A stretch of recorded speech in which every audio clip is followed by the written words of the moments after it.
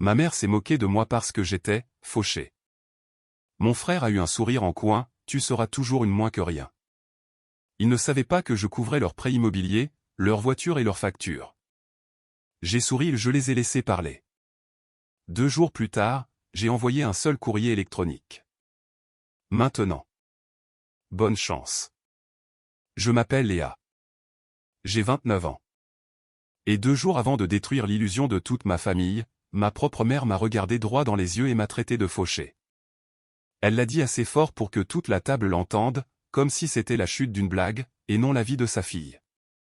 Mon frère s'est adossé à sa chaise, a eu un petit sourire en coin et a ajouté « Tu seras toujours une moins que rien ».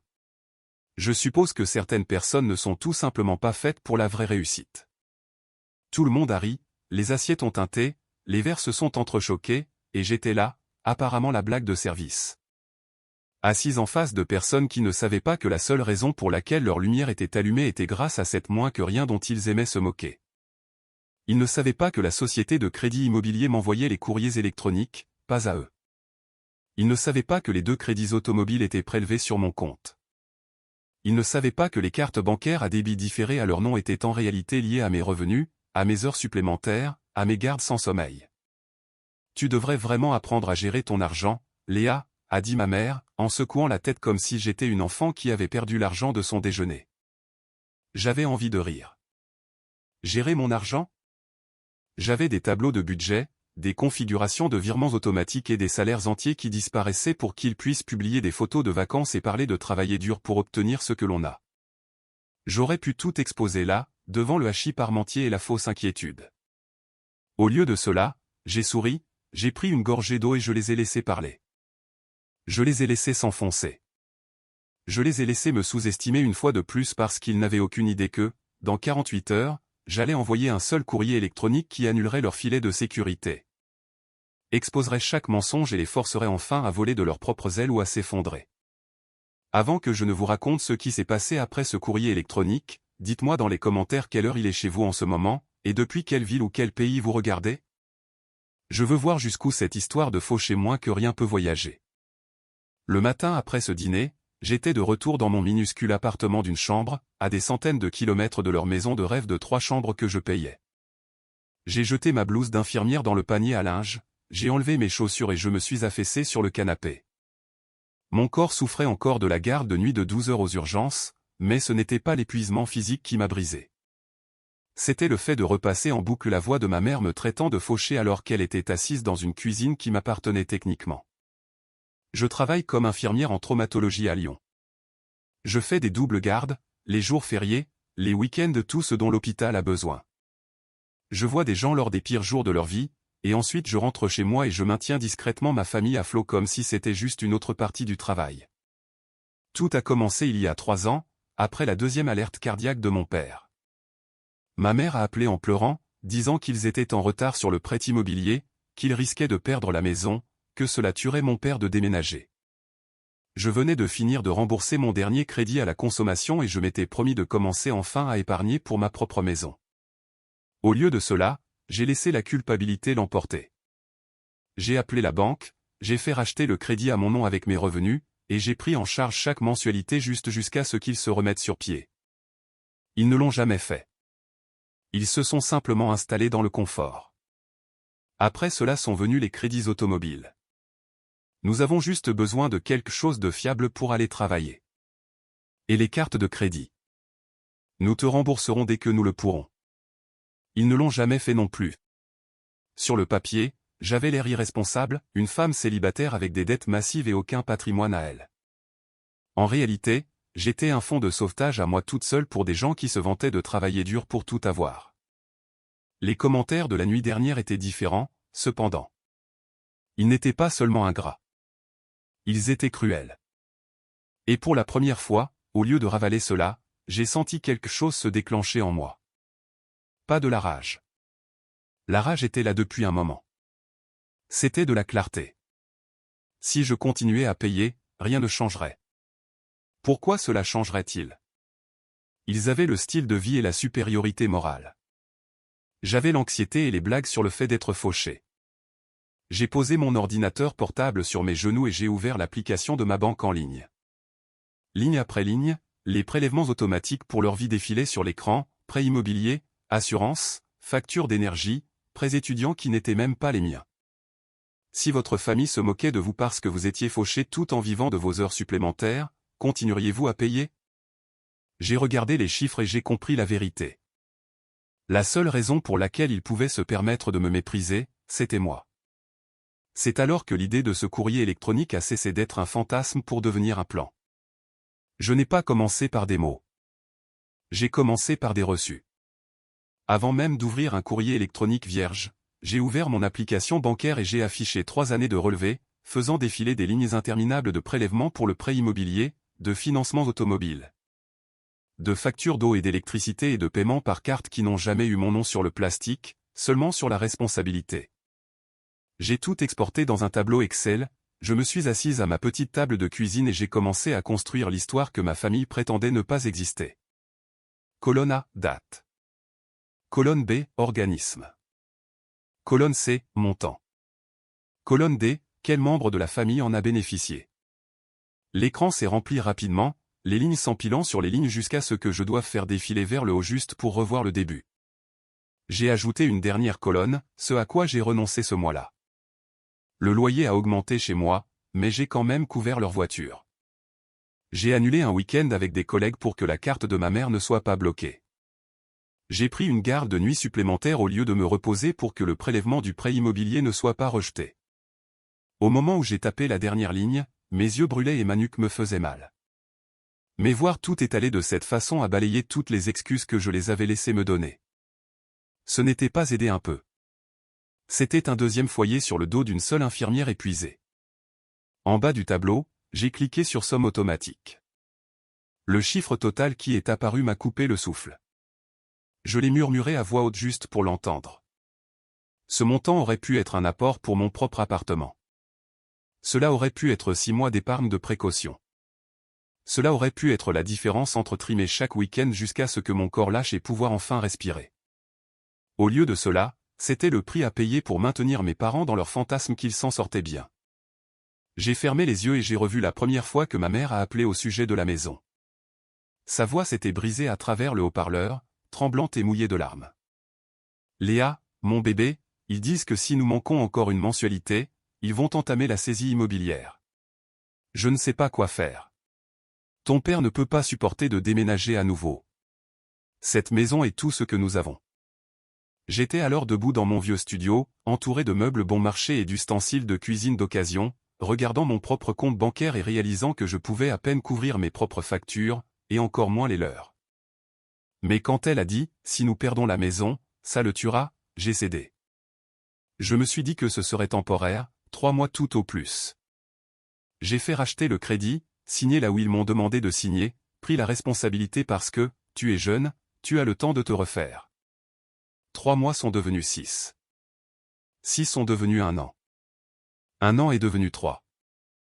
Et quelque part en cours de route, ma mère est passée des sanglots à propos de la saisie à des vantardises désinvoltes sur notre maison lors des repas de famille, omettant commodément la partie où c'était sa fille qui l'a sauvée de la ruine. Ce souvenir a endurci quelque chose en moi. Donc, quand j'ai ouvert mon ordinateur portable et cliqué sur l'intranet de l'hôpital pour planifier un rendez-vous avec l'assistante sociale spécialisée dans les finances, je ne tremblais plus. J'ai choisi le créneau le plus tôt pour le lendemain et j'ai écrit dans les notes « Soutien familial à long terme, besoin d'un plan de sortie qui protège ma solvabilité ».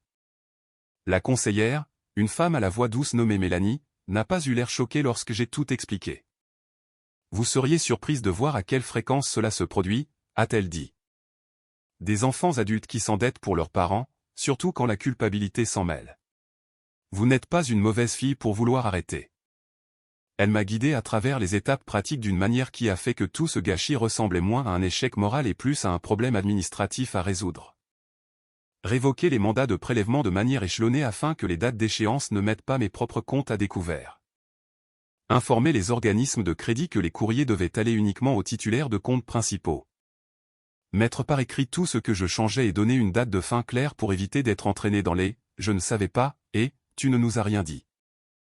Et sur le plan émotionnel, ai-je demandé, ma voix plus faible. Sur le plan émotionnel, a-t-elle dit, vous devez accepter qu'ils vous traiteront d'égoïste, d'ingrate, de monstre. Les personnes qui profitent de votre absence de limite applaudissent rarement lorsque vous en fixez.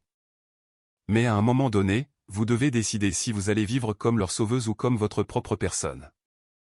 Après le rendez-vous, je n'ai même pas enlevé mon manteau en rentrant. Je me suis rassise à la table et j'ai ouvert un nouveau courrier électronique. Objet, fin du soutien financier. Veuillez lire attentivement. Mes doigts ont plané au-dessus du clavier, puis ont commencé à voler. Je l'ai écrit comme un rapport formel, pas comme un appel à l'attention. Au cours des 3 dernières années, j'ai soutenu financièrement le foyer de la manière suivante, ai-je commencé, puis j'ai joint mon tableau Excel. J'ai listé le prêt immobilier, les 2 crédits auto, les factures d'énergie, les mensualités des cartes de crédit, les renflouements de prêts personnels. Pour chacun, j'ai inclus la mensualité, le total approximatif payé et la date à laquelle le prélèvement prendrait fin. À compter de cette date exacte, je ne serai plus responsable de ces obligations. J'ai écrit, les contrats sont à vos noms. Vous devrez contacter les organismes directement pour mettre en place vos propres prélèvements. J'ai ajouté des captures d'écran des documents clés. L'offre de prêt avec mon nom comme emprunteuse officielle et mes parents comme occupants. Les contrats de crédit pour les voitures. Les relevés de cartes de crédit adressés à ma mère mais prélevés sur mon compte. Des preuves, pas de l'émotionnel. Je pensais m'arrêter là, mais si je le faisais, cela ressemblerait juste à un bilan comptable froid. Alors, j'ai ajouté la partie qu'il ne pourrait pas qualifier de malentendu. J'ai assumé ses responsabilités par amour et par peur. La peur de perdre papa, la peur de vous voir perdre la maison, la peur d'être la mauvaise fille qui dit non. Je n'ai jamais demandé de reconnaissance publique parce que je supposais que le respect en privé suffirait. M'entendre traiter de fauché et de moins que rien tout en finançant votre maison et vos voitures montre clairement que le respect ne fait pas partie de l'accord. J'ai relu cette phrase 3 fois. Mon cœur battait la chamade, mais cela sonnait juste. Puis est venue la limite. Je ne continuerai pas à sacrifier mon avenir financier, ma santé physique et mon équilibre mental pour maintenir un train de vie que vous présentez comme le fruit de votre propre travail. Je ne tolérerai pas non plus d'être humilié ou culpabilisé pour avoir pris la décision d'arrêter. Je les connaissais. Je savais qu'il y aurait des représailles. Alors, j'ai été très clair à ce sujet, aussi. Toute tentative de me manipuler, de monter d'autres membres de la famille contre moi ou de déformer la réalité en public sera contrée par la même chose que je partage ici, des faits, des documents et la vérité. J'ai hésité à mettre la famille élargie en copie du courrier. Une partie de moi détestait laver le linge sale en dehors du cercle intime. Une autre partie de moi savait exactement comment cela se passerait si je ne le faisais pas. Ma mère pleurant auprès de ma tante que je les avais abandonnés. Mon frère me faisant passer pour une hystérique instable. Finalement, j'ai laissé le champ des destinataires vide et j'ai enregistré le brouillon. Non pas parce que j'avais changé d'avis, mais parce que je savais que je venais de fabriquer une bombe. Je voulais m'assurer d'être assez forte pour l'allumer. J'ai fermé l'ordinateur portable et j'ai enfin soufflé. Pas encore d'explosion, juste le calme pesant qui précède la tempête, quand on réalise qu'on est celle qui va déclencher la foudre. Le lendemain, après une autre garde épuisante, j'étais assise dans la salle de repos de l'hôpital avec mon café qui refroidissait et mon doigt planant au-dessus du bouton d'envoi sur mon téléphone. Mes mains tremblaient, mais pas par manque de sommeil cette fois-ci. Parce que je savais qu'une fois que j'aurais touché cet écran, je ne pourrais jamais effacer la vérité. J'ai relu le courrier électronique une fois de plus, j'ai ajouté l'adresse de ma mère, celle de mon frère, et délibérément 3 autres. Ma tante, mon oncle et ma cousine Camille, les personnes auprès desquelles ma mère adorait se plaindre de sa fille ingrate, verraient enfin la réalité en face. J'ai pris une grande inspiration, j'ai expiré lentement et j'ai appuyé sur envoyer. Pas de confetti, pas de coup de tonnerre dramatique, juste un petit bruit d'envoi et puis le silence pendant environ 3 heures. Puis mon téléphone a commencé à s'illuminer. D'abord est arrivé le SMS de ma mère. Qu'est-ce que c'est censé être, Léa? Puis un autre. Il faut qu'on parle tout de suite. Réponds. Un appel est arrivé et j'ai regardé son nom s'afficher sur mon écran pendant que j'étais assise dans ma voiture garée sur le parking, les clés toujours sur le contact. Je l'ai laissé tomber sur la messagerie. Si je décrochais maintenant, elle crierait, pleurerait, retournerait mes mots contre moi, et je céderais. Alors à la place, j'ai vérifié ma boîte de réception. Mon frère avait fait « Répondre à tous ». Tu viens sérieusement d'étaler les finances de notre famille à tout le monde. T'es malade ou quoi? Tu passes pour une folle. Si tu avais un problème, tu aurais dû venir nous voir comme une adulte au lieu de faire ton petit numéro de diva. C'était presque drôle. J'avais passé 3 ans à aller les voir discrètement, en leur demandant de reprendre une facture à la fois, pour m'entendre dire « on fait de notre mieux, et de toute façon tu gagnes plus que nous ». J'avais été une adulte. Ils avaient été des enfants gâtés avec des cartes bleues. Je fixais encore son message quand une nouvelle réponse de ma tante est apparue. Je n'avais aucune idée que tu payais pour tout ça, Léa. C'est vrai cette histoire? Je lui ai répondu à elle uniquement. Oui. Chaque ligne de cet email est prouvée par des documents et des relevés de compte. Je peux te les envoyer si tu le souhaites. Ma tante a répondu, ce n'est pas la peine. Je te crois. Je suis tellement désolé que tu aies dû porter ça toute seule. Une première fissure dans leur belle façade. Ma mère a finalement répondu par un long email. 3 paragraphes de colère pure et de culpabilisation. Elle a dit que j'humiliais la famille, que je leur étais redevable parce qu'ils m'avaient élevé, qu'elle ne m'avait jamais demandé de faire quoi que ce soit de tout cela, oubliant très vite les appels en larmes au beau milieu de la nuit à propos de la saisie de la maison. Puis elle a écrit la phrase qui allait tout changer. Si tu arrêtes de payer, tout va s'effondrer. C'est ça que tu veux? Voir ta propre famille à la rue? J'ai fixé cette phrase, le chantage affectif étalé noir sur blanc. Pour une fois, elle avait dit tout ce qu'elle faisait en cachette. J'ai transféré sa réponse à moi-même, je l'ai archivée, puis j'ai répondu, je ne veux que personne ne finisse à la rue. C'est pourquoi je vous ai donné un préavis de 3 semaines avant l'arrêt des prélèvements. Vous êtes des adultes. Vous travaillez. Vous avez des solutions. Je n'en suis plus une. J'ai terminé par, si vous souhaitez avoir une véritable discussion à ce sujet, je suis disponible pour un appel au calme ce week-end, mais je raccrocherai au moindre cri, insulte ou menace. Ensuite, j'ai mis mon téléphone sur ne pas déranger. Si vous receviez ce message de votre propre mère vous disant qu'elle s'effondrera sans votre argent, continueriez-vous à payer ou la laisseriez-vous enfin faire face à la réalité? Parce que je venais de choisir la réalité. Le silence n'a pas duré. Dès le lendemain matin, ma mère avait changé de stratégie, passant de la pression en privé à la victimisation en public. Une collègue m'a envoyé une capture d'écran de la publication Facebook de ma mère. Rien ne fait plus mal que de voir son propre enfant vous tourner le dos après tout ce que vous avez fait pour lui. Certains oublient qu'il leur a changé les couches et leur a donné à manger en grandissant. L'argent pourrit les gens. Les commentaires ont afflué. Les jeunes d'aujourd'hui n'ont plus de respect. Tellement désolé que tu traverses cela, Brigitte. J'aurais dû m'y attendre. Ma mère avait toujours été douée pour jouer la martyre. Ce à quoi elle ne s'attendait pas, c'était que Camille aurait lu mon email avant de voir sa publication. Camille a commenté, « Tante Brigitte, je t'aime beaucoup, mais ce n'est pas toute l'histoire. Je pense qu'il vaut mieux que tout le monde se taise jusqu'à ce que toi et Léa régliez ça en privé. » Cela a suffi à changer l'ambiance. Un autre cousin a liké le commentaire de Camille. Puis ma tante m'a envoyé un message en privé. Elle raconte des choses sur toi sur Internet. Je suis désolé. Tu veux que j'intervienne? Je lui ai dit non. Je n'allais pas me lancer dans une guerre sur Facebook. J'avais une arme bien plus puissante qu'un coup de gueule de boomer sur les réseaux sociaux. Le pouvoir de couper les vivres. 3 jours plus tard, ça a commencé. Mon frère a envoyé un SMS, et « la mensualité de la voiture n'est pas passée? La banque dit qu'on a un impayé. » J'ai répondu calmement. Comme je l'ai écrit dans le mail, mes prélèvements automatiques se sont arrêtés hier. Le contrat est à ton nom. C'est à toi de les appeler. 3 petits points sont apparus puis ont disparu. Quelques heures plus tard, c'est n'importe quoi. Je peux pas payer ça en ce moment. Tu le sais très bien. J'ai posé mon téléphone, j'ai pris une grande inspiration, et je n'ai pas répondu. Le lendemain matin, il a écrit de nouveau, il menace d'envoyer les huissiers si on ne régularise pas. C'est vraiment ça que tu veux?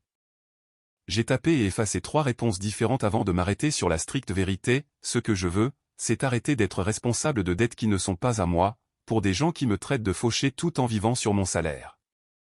Ensuite, j'ai posé mon téléphone et je suis allé travailler. À l'hôpital, le moniteur d'un patient a bipé. Un médecin a appelé mon nom, et pendant quelques heures bénies, mon cerveau tout entier a été accaparé par le travail. Pendant ma pause déjeuner, j'ai ouvert ma boîte mail et j'ai vu un nouveau message de la banque adressé à ma mère avec moi en copie. Votre mandat de prélèvement a été révoqué à votre demande. Votre prochaine échéance est du le. Ma mère a répondu à la banque, m'incluant de nouveau dans la boucle, il doit y avoir une erreur. C'est ma fille qui gère ça. Je n'ai pas répondu sur ce fil. J'ai appelé mon conseiller bancaire directement, j'ai confirmé que tout était bloqué exactement comme je l'avais demandé, et je leur ai dit d'inscrire au dossier que je ne reprendrai en aucun cas les paiements. Quand j'ai raccroché, mes mains tremblaient, mais cette fois-ci, c'était de soulagement. Cette nuit-là, ma mère a appelé 10 fois de suite. Les messages vocaux se sont enchaînés, pleurant, criant, suppliant, menaçant. Je ne peux pas croire que tu nous fasses un coup pareil. Qu'est-ce qu'on t'a fait? Tu veux que ton père fasse une attaque à cause des soucis d'argent? À la fin du dernier message, sa voix est devenue glaçante. Si tu nous fais perdre cette maison, ne remets plus jamais les pieds ici. Cela m'a fait plus mal que je ne voulais l'admettre. Mais voici la vérité. Je ne leur faisais pas perdre la maison. Je leur avais donné un préavis, du temps, et toutes les cartes en main. Le problème n'était pas qu'ils ne pouvaient pas payer les mensualités. C'était qu'ils n'en avaient pas envie. Ils voulaient que je continue à me saigner aux 4 veines en silence. Une semaine plus tard, lorsque l'échéance du prêt est passée en impayé et que la lettre de relance est arrivée, ma mère a finalement envoyé un SMS, c'est bon. Viens ce week-end. On va discuter. Pas d'excuses, pas de remise en question, juste une convocation.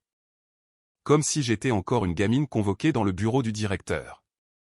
J'ai failli refuser, mais une partie de moi avait besoin de les voir face à la réalité qu'ils m'avaient toujours fait porter. Alors, j'ai pris des billets de train, cette fois-ci payés avec mes points de fidélité, pas avec de l'argent que je n'avais pas. La fille qu'ils appelaient autrefois Fauché était sur le point de franchir le seuil de la maison qu'elle finançait et de regarder ce qui se passait quand on retirait la béquille. Quand je suis arrivé devant le portail ce samedi-là, la maison était identique. La haie bien taillée, la couronne sur la porte. La plaque « Maison du Bonheur » pendait toujours de travers sur la façade. Personne n'aurait deviné qu'une mise en demeure trônait sur le plan de travail de la cuisine. Ma mère a ouvert la porte avant même que je puisse sonner. Elle avait les yeux rougis par les larmes, mais la mâchoire serrée. Mon frère était adossé au mur de l'entrée, les bras croisés, arborant le même sourire narquois que lors du repas, mais cette fois-ci la panique se lisait dans ses yeux. Nous nous sommes assis à la table de la salle à manger, à l'endroit exact où elle m'avait traité de fauché. Pas de café, pas de politesse, juste une pile de papier au milieu, la version imprimée de mon email, la lettre de relance de la banque et un bloc-notes jaune avec des chiffres griffonnés à la va-vite. Bon, a commencé ma mère, d'un ton sec. Tu as fait ta petite crise. Cette simple phrase m'a confirmé tout ce que je devais savoir. Dans son esprit, je faisais un caprice, je ne fixais pas une limite. Ce n'est pas une crise, ai-je répondu calmement. C'est une décision définitive. Je ne peux plus continuer à faire ça. Mon frère est intervenu. Tu parles comme si on se tournait les pouces. On bosse. On essaie de s'en sortir. Tu aurais pu faire ça en douceur au lieu de nous laisser tomber du jour au lendemain. J'ai désigné les papiers du menton. Un préavis de 3 semaines, ce n'est pas du jour au lendemain. 3 ans à tout payer pendant qu'on me dit que je suis une ratée, ça c'était la vraie violence. Aujourd'hui, je dis stop. Ma mère m'a foudroyé du regard. Tu te crois supérieur à nous maintenant parce que tu as un diplôme et un poste en ville. On t'a tout donné. On a fait des sacrifices pour toi. J'ai senti la vieille morsure de la culpabilité remonter à la surface, mais je ne l'ai pas laissé m'envahir cette fois. Vous m'avez nourri et logé parce que c'est le rôle des parents. J'en suis reconnaissante. Mais cela ne veut pas dire que je vous dois toute ma vie d'adulte en échange. J'ai fait glisser un dossier vers eux. À l'intérieur, il y avait 2 choses, un modèle de budget familial tout simple imprimé sur Internet et une liste d'assistantes sociales de leur commune. Voilà ce qui va se passer, ai-je dit. La banque vous laisse la possibilité de faire racheter le crédit sans moi. C'est écrit dans la lettre. Vous pouvez déménager pour plus petit. Vous pouvez vendre les bagnoles. Vous pouvez arrêter les dépenses inutiles. Vous avez des solutions. Ce que vous n'avez plus, c'est mon chéquier ouvert. Mon frère a ricané. Alors c'est ça? Après tout ce temps, tu te barres comme ça? Non, ai-je répondu doucement. J'avance enfin vers ma propre vie. Un silence pesant est tombé. Les yeux de ma mère se sont remplis de larmes, mais des larmes de rage, pas de regret. Comment peux-tu être aussi monstrueuse, a-t-elle chuchoté. Tu veux nous voir couler. Je ne veux pas vous voir couler, ai-je répondu. Je veux que vous deveniez adulte. Je savais que c'était la phrase qui allait faire mal. Et ce fut le cas. Elle a tapé du poing sur la table. Dégage. Pendant une fraction de seconde, mon ancien moi a failli ressurgir, cette fille qui se serait excusée, aurait supplié, aurait juré de payer juste pour un mois de plus. Au lieu de cela, je me suis levé. Avant de partir, je veux juste vous dire une chose, ai-je lancé, d'une voix étonnamment posée. Vous m'avez traité de fauché sous ce toit. Vous vous êtes payé ma tête. Vous m'avez rabaissé. Mais la vérité, c'est que vous étiez terrorisé à l'idée qu'un jour je me rende compte de ma propre valeur. Ça, j'ai balayé la pièce du regard, c'est ce qui arrive quand j'arrête de faire semblant de croire que vous avez raison à mon sujet. Je me suis tourné vers mon frère. Tu m'as dit l'autre jour que je serais toujours une moins que rien. Mais si je suis une moins que rien, pourquoi tout s'écroule à la seconde où je ferme le robinet? Il a détourné les yeux. Fini le sourire en coin, il avait les lèvres pincées et tapotait nerveusement la table. Si un jour vous voulez avoir une relation avec moi qui ne soit pas basée sur le fric et le chantage affectif, ai-je ajouté, ma porte est ouverte. Mais ça ne ressemblera plus jamais à ça.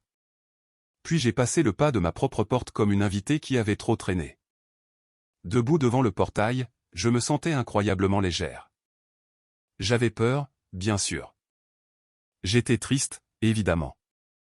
Mais sous tout ce chaos, il y avait quelque chose de neuf, de l'estime de moi.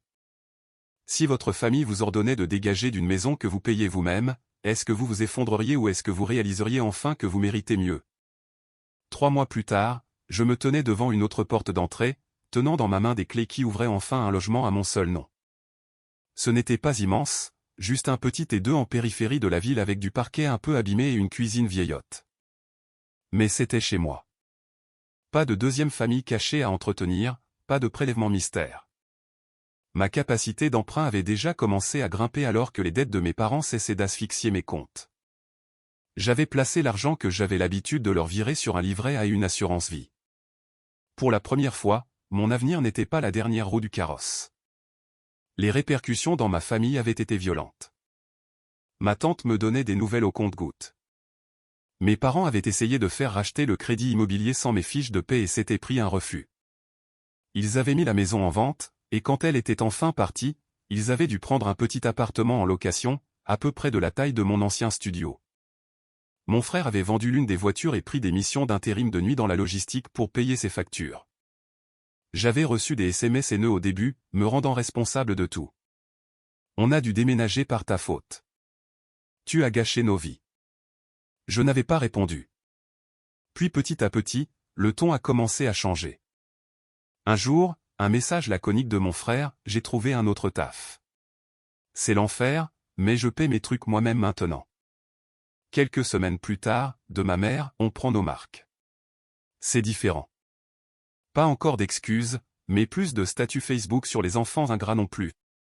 Un soir, après une grosse garde, j'étais affalé sur mon nouveau canapé, à scroller sur mon téléphone, et je suis tombé sur un forum parlant d'abus financiers intrafamilial. Témoignage après témoignage, des gens racontaient comment ils payaient les factures de leurs parents, comment on les traitait d'ingrats, comment on les culpabilisait pour qu'ils restent fauchés afin que leur famille puisse flamber. J'ai eu la gorge nouée. Pour la toute première fois, j'ai raconté ma propre histoire par écrit. Sans donner de nom, sans dévoiler qui on était, j'ai juste décrit ce que ça faisait de se faire cracher dessus par les gens dont on finance la vie en secret. Les réactions ont été massives, c'est exactement ma vie. Je croyais être le seul. Ta phrase sur la seule raison pour laquelle ils peuvent se permettre de te mépriser, c'est toi m'a mis un coup de poing dans le ventre. C'est là que j'ai compris que l'email qui avait fait exploser ma famille n'avait pas seulement assaini mes comptes bancaires. Il avait changé ma façon d'être au monde. J'ai arrêté de m'excuser de poser des limites. J'ai arrêté de croire que l'amour devait rimer avec sacrifice. Et j'ai commencé à me poser une question que personne dans ma famille ne m'avait jamais posée, qu'est-ce que tu veux, toi? Je voulais avoir du temps libre, alors j'ai arrêté de prendre une garde supplémentaire par mois. Je voulais évoluer professionnellement, alors je me suis inscrite à une formation de cadre de santé, un truc pour lequel je me disais toujours que je n'avais ni le temps ni les moyens. Je voulais avoir la paix, alors j'ai coupé les ponts avec mes parents pendant un moment, le temps que la tempête se calme. Des mois plus tard, mon téléphone a vibré en affichant un numéro que je connaissais par cœur mais que je n'avais pas vu depuis une éternité. Ma mère. J'ai fixé l'écran, le cœur battant à tout rompre. Cette fois-ci, j'ai décroché. Sa voix était plus fragile que dans mes souvenirs. « Allô » a-t-elle dit. J'ai lu ce texte que tu as écrit sur Internet concernant la famille et l'argent. C'était sur nous? Je n'ai pas menti. Oui, ai-je dit doucement. C'était sur nous. Il y a eu un long blanc. Je n'avais pas pris conscience de tout ce qu'on exigeait de toi, a-t-elle fini par avouer. J'avais tellement la trouille de tout perdre que je t'ai fait porter le poids de ma propre peur, et ensuite je t'en ai voulu pour ça. Ce n'étaient pas des excuses parfaites, mais c'était la toute première fois qu'elle prenait une once de responsabilité. Je n'appelle pas pour te demander de l'argent, s'est-elle empressée d'ajouter. Je sais bien que c'est fini. C'est juste que ma fille me manque. Les larmes m'ont piqué les yeux. Ma mère me manque aussi, ai-je dit. Mais celle qui m'aimait pour moi, pas pour ce que je pouvais lui payer. Nous avons décidé de repartir sur de nouvelles bases. Avoir des discussions qui ne finissent pas par des « tu pourrais m'avancer de l'argent pour ça », des coups de fil où je ne suis pas traité comme un distributeur automatique. On tâtonne encore. Certains jours, ça a l'air de marcher. D'autres jours, les vieux réflexes reviennent au galop, et je dois lui rappeler, ainsi qu'à moi-même, la limite à ne pas franchir. Et je crois que c'est ça la vraie revanche. Pas de les voir galérer ou emménager dans plus petit. Pas de voir les bagnoles vendues ou les vacances annulées. La vraie revanche, c'est d'avoir repris ma vie en main et de les avoir obligés à regarder la réalité en face. Je n'ai jamais été celle qui était fauchée. J'étais le pilier qui empêchait tout le monde de s'effondrer. Si vous écoutez cette histoire et que vous êtes le membre responsable de la famille, celui qu'on appelle quand une facture est impayée, quand une voiture tombe en panne, quand les conséquences des mauvais choix finissent par tomber. Posez-vous cette question, est-ce que vous les aidez vraiment, ou est-ce qu'on se sert de vous? Est-ce que vous les sauvez, ou est-ce que vous vous sacrifiez? Et si votre propre mère se moquait de vous en vous traitant de bonne à rien tout en vivant dans une maison payée par vos soins, que feriez-vous? Est-ce que vous achèteriez la paix en continuant à payer? Ou est-ce que vous enverriez l'email qui vous libérerait enfin? Dites-moi franchement, si vous aviez été à ma place, qu'auriez-vous fait différemment? Et à quel moment auriez-vous dit stop? Donnez-moi votre avis dans les commentaires. J'aimerais bien savoir combien d'entre nous en ont marre d'être les, moins que rien fauchés, de familles incapables de survivre sans notre argent. Merci de m'avoir lu. De mon point de vue, Léa n'est pas du tout froide ni égoïste. C'est quelqu'un qui a fini par comprendre sa propre valeur après des années à s'être fait pomper son énergie et son compte en banque. Il faut un sacré courage pour arrêter de confondre amour et sacrifice, et pour choisir de se former, de se respecter et de se bâtir un avenir sain au lieu de se laisser bouffer par la culpabilité. Si vous étiez à la place de Léa, continueriez-vous à financer le train de vie de votre famille, ou couperiez-vous les ponts pour commencer à construire votre propre existence? Et pourquoi?